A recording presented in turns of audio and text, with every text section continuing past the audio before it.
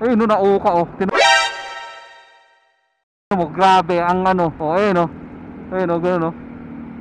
Uka siya eh. Tapos na si Karina. Ayun sinasabi ko, yung mga ganyan oh, nauuka na. Wala ka-traffic at kahit dito. Woohoo! Suwabe. Ito na. After ng ano, tawag dito.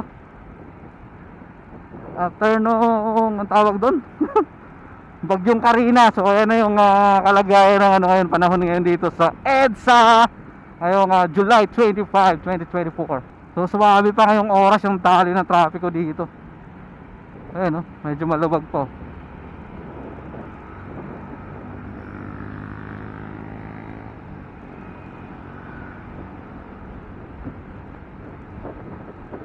Tignan natin dito sa Cubao, kung maluwag pa ang Cubao. Tayo ngayon sa malakas ang hangin. Binabayo tayo ng hangin.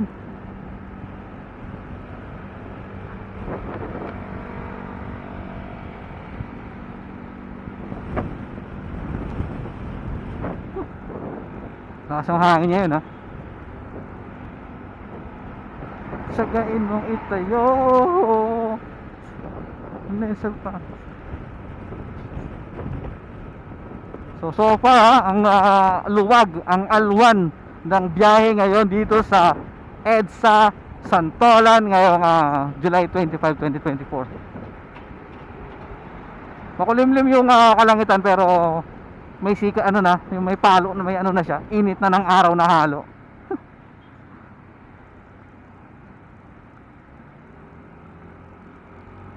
Tapos na si Karina. Ayun sinasabi ko, yung mga ganyan no, nauuka na.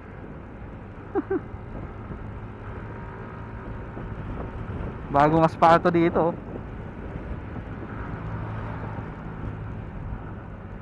Nalimutan mo na ba ang kwento? Approaching Cubao, Araneta, ayan. Ano to? Putang ina. Nalimutan ko ano to. Main Ave, Cubao Main Ave, EDSA Main Ave pa. Baba tayo dito sa tunnel.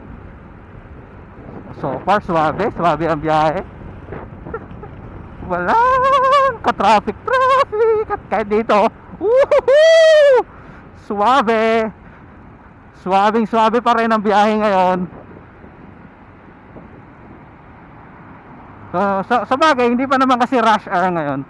Hindi pa naman siya rush hour, pero kahit pa paano, di ba? Konti ang nakakasabay nating sasakyan.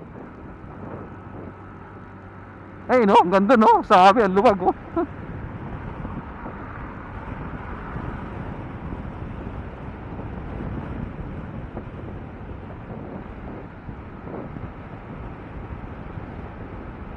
Saan po?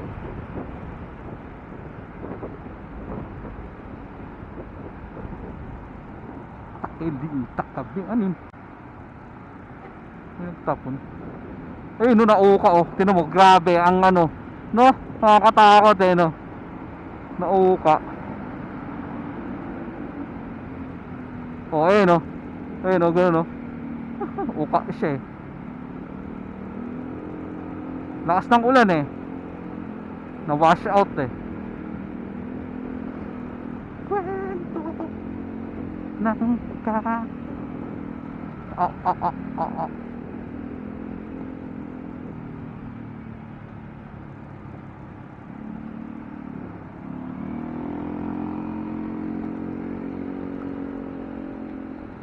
So far, suwabe ng biyahe sa EDSA.